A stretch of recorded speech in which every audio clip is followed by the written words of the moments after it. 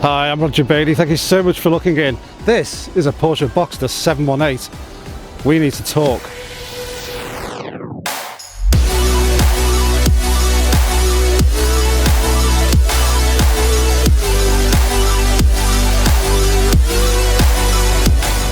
There are Porsche aficionados out there that follow this brand closely. They love Porsche cars, from the hallowed GT cars at the very top of the tree all the way down to this Boxster 718. They are experts and they know the details of every car, every model, every range, and their knowledge is irreproachable. And those Porsche experts complain loudly if Porsche dare to make changes, unwanted changes, to one of their treasured icons. These people are sometimes called Porschephiles, and I think I'm gradually becoming a Porschephile myself.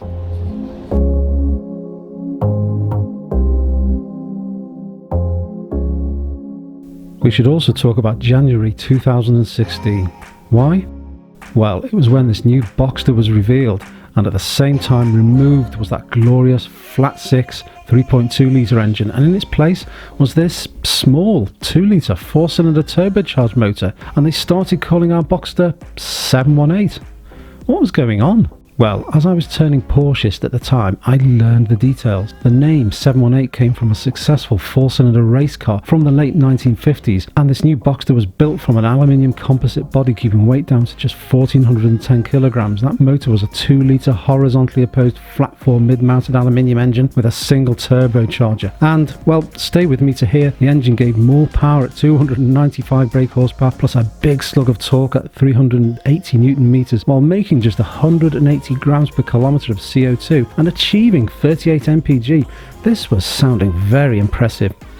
I went on to hear that 0 to 60 came up in 4.7 seconds and then all the way up to a staggering 170 miles per hour. I carried on reading that the steering was electromechanical with variable steering ratio and steering pulse. There was Porsche stability management, 4-piston monoblock fixed brake calipers, front and rear discs internally vented and cross-drilled. But enough of the techie details, enough reading and enough hearing about that complaining. Surely this car is better than the predecessor, and to find out, we are going to try out the 718 for real, and I'm going to do a tell-all about it, and in particular all about this engine. And Porsche Chester have today very kindly provided this car. Thanks again, guys. And we can see the beauty of the 718 is not in the technical details. The beauty is right here, right in front of our eyes, and how it drives and how it makes us feel. We have before us an exquisite car, timeless while being modern, aggressive yet inviting, a form highlighted with charming details. And before we talk about what this engine really does, just spend a few moments looking at this Boxster 718. You see, it sits low with that wide, taut stance, perfectly resolved proportions, and Porsche's signature boot-lid treatment adding to the Boxster's designer appearance. Thankfully, Porsche have kept the fabric roof rather than fitting one of those metal fold-up items, and in doing so saved weight while retaining the clever packaging and decent boot space.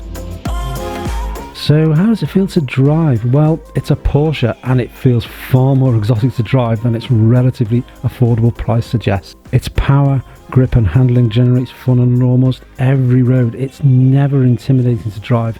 That turbo torque enhances a chassis that's even more brilliant than before.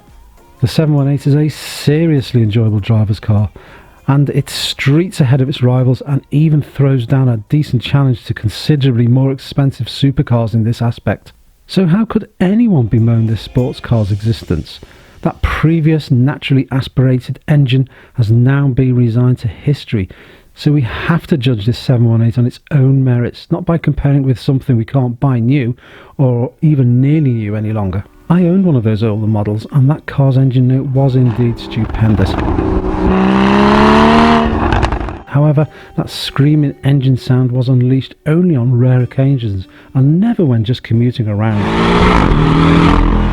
Many of those Porsche fans said it was sacrilegious taking the flat six away, and I understand this. They yelled out that the heart, the soul, the character was snatched from their beloved Boxster, and I get that too. I'm told this move by Porsche may have been the actual original cause of the rise of the yellow vest protest. But could it be that some of the people who are bemoaning the rise of turbocharged cars are onlookers and not all actually everyday users? You see, I've been fortunate to get to use these cars, and I can tell you these new turbo engines are better to use day to day than the old naturally aspirated motors, not just the 718 range but the 911 as well. They have more low and mid-range punch, making swift progress takes less effort. Turbo lag is all but engineered out. You no longer visit your fuel station more often than you fill the kettle, and they can actually reduce the amount of tax you pay to Her Majesty's government. So that's a win, isn't it? I mean, am I risking being criticised here for not being a true petrol head or not a proper Porsche-phile by actually approving of turbo boosted engines? Well, I've discovered Rory thinks a bit like me too, and he put it like this. He said we should consider horses. Many people love horses, right? The nostalgia and the magnificence, but would you want to own one? Feed it all day long? Spend loads of your money? Really? Okay, it's a weird analogy, but living with a big, naturally aspirated engine has its consequences. I mean, am I wrong here? I mean, please feel free to tell me what you think. And so, let's just have another listen to this 4-cylinder turbo motor. Turn it into sports setting, stomp on the right pedal, and there is violence and there is loudness.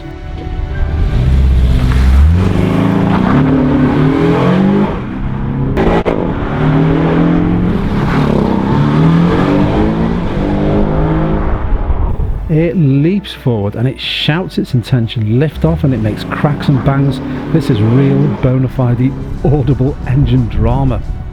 Porsche, like all other manufacturers, really had no choice in the face of government demands to improve efficiency, and I for one am glad that a car of this type can exist. We must enjoy the wonderment of petrol engine cars now, in the moment before the rise of the electrical machines is upon us.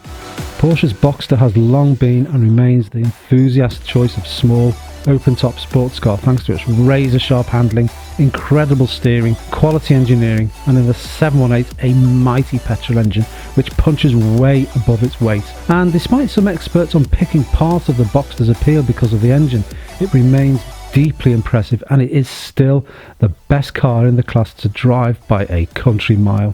I suspect many Porsche-philes will lament the passing of the old engine for years to come, but not this one, because I say that was then, and this Boxster is very much a car of this moment.